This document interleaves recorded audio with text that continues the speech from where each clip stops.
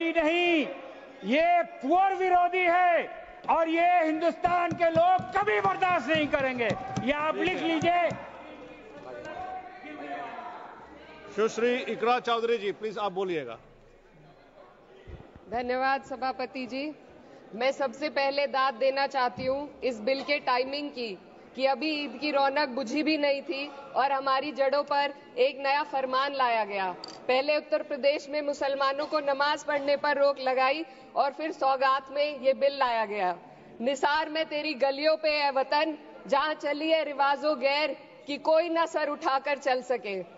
मैं सभापति जी आपको ये बताना चाहती हूँ कि ईद के मौके पर एक विधवा महिला अपनी लड़की के साथ मेरे पास आई और उसने बताया कि वह एक वक्फ की प्रॉपर्टी में रहती है, वही उसके सर पर छत का काम भी करती है और उसकी रोजी रोटी भी वहीं से आती है। वो इस बिल को लेकर इतनी फिक्रमंद थी कि कहीं उससे वो उसकी संपत्ति ना छीन ली जाए। वो अकेली एक ऐसी महिला नहीं है, ऐसे लाखों लोग हैं जो वक्फ की गरीब महिलाएं जो वक्फ की संपत्ति से अपना रोजगार चला रहे हैं। और ये जो वक्फ बाय यूजर क्लॉज के हटाने से लाखों वक्फ की जायदाद अपना स्टेटस खो देंगी और लाखों लोग इसी तरीके के लोग सड़कों पर आ जाएंगे। वक्फ क्या है? वक्फ बाय यूजर क्या है? इसका ये मतलब है कि कोई जायदाद अगर सालों से दीन और भलाई के कामों के लिए इस्तेमाल हो रही हो तो वो खुद ब खुद वक्फ मानी जाएगी। हिंदुस्तान की अदालतों ने भी इस बात को तस्लीम किया है।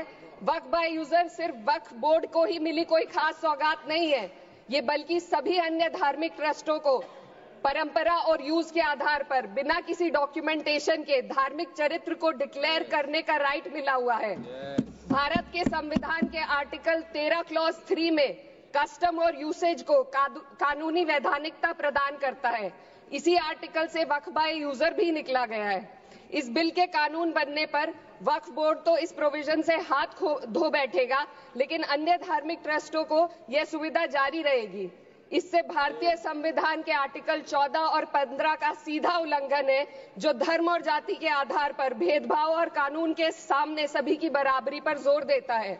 मैं इसके साथ ये भी कहना चाहती हूँ कि सत्ता के लोग जो एक दूसरे की पीठ थपथपा रहे हैं कि वक्फ बाय यूजर का जो अमेंडमेंट इन्होंने दिया उसको एक्सेप्ट कर लिया गया है, लेकिन इनकी शरारत यह है कि उसके साथ ही एक ऐसा प्रोवाइजो इसमें शामिल किया गया जिसके आधार पर यह कहा गया है कि अगर कोई भी वक्फ की संपत्ति विवादित हो तो वो अपना वक्फ स्टेटस खो देगी।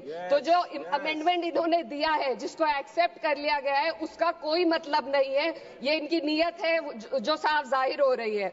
सोने पर सुहागा एक काम और किया है, सरकार ने वक्फ की कानून के सेक्शन 107 को हटाकर लिमिटेशन एक्ट में 12 साल तक ही किसी के खिलाफ अदालत में जाने का प्रोविजन है। सेक्शन 107 में बोर्ड को लिमिटेशन एक्ट से राहत मिली हुई थी। वक्फ बोर्ड कभी भी अवैध कब्जाधारियों के खिलाफ अदालत जा सकता था। अगर ये सेक्शन ना हो तो अवैध कब्जा करने वाले लोग कानूनी प्रक्रिया का फायदा उठाकर वक्फ की प्रॉपर्टी को हड़प सकते हैं। अन्य धार्मिक ट्रस्टों पर भी ये लिमिटेशन एक्ट लागू नहीं होती, तो फिर वक्फ बोर्ड के साथ ये सौतेला रवैया क्यों किया जा रहा है? धर्म को देखकर दोहरी नीति क्यों अपनाई जा रही है? सेक्शन 107 और वक्फ बाय यूजर को अगर एक साथ पढ़ा जाए तो इससे लाखों वक्फ की प्रॉपर्टी पर कब्जा किया जाएगा। इसलिए ये बिल मुसलमान की भलाई का नहीं बल्कि उनके वजूद और विरासत को मिटाने का बिल है।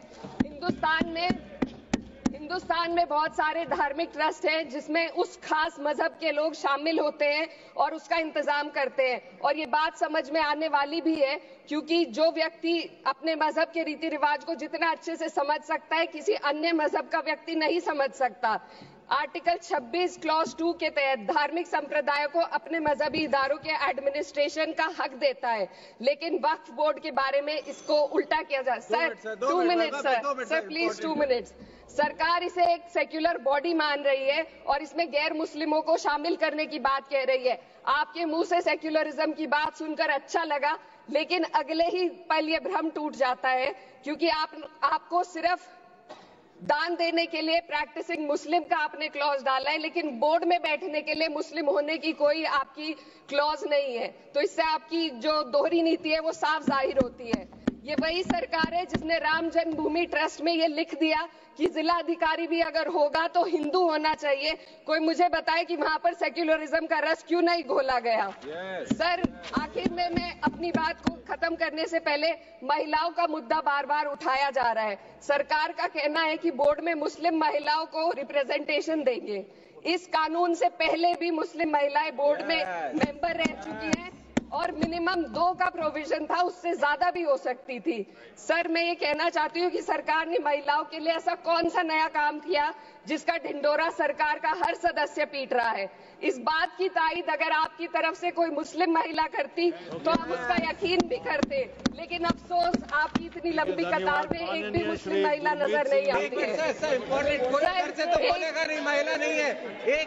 मैं खुद एक मुस्लिम महिला हूँ, मैं सिर्फ एक मैं माइनॉरिटी महिला हूँ। इस सदन में हम सिर्फ 2 महिलाएं हैं और उस नाते से मैं ये बात कहना चाहती हूँ कि इस बिल के माध्यम से मुस्लिम महिलाओं को कुछ नहीं मिल रहा है। ये हमें कुछ नहीं देना चाहते, सिर्फ टोकनिज्म हमारे नाम पर बनाकर एक नैरेटिव मीडिया में चलाना चाहते हैं। तो ये बिल मुसलमान की भलाई का नहीं, उनकी पहचान को मिटाने का है। सर, अंत में मैं बस यही कहना चाहती हूँ कि कागजों की कैद में बस नाम रह जाएंगे, वो जो हमारे थे सिर्फ दावे में रह जाएंगे। इस बिल के द्वारा मीठी ईद के जायके को कड़वा करना, यही असली सौगाते मोदी था। बहुत बहुत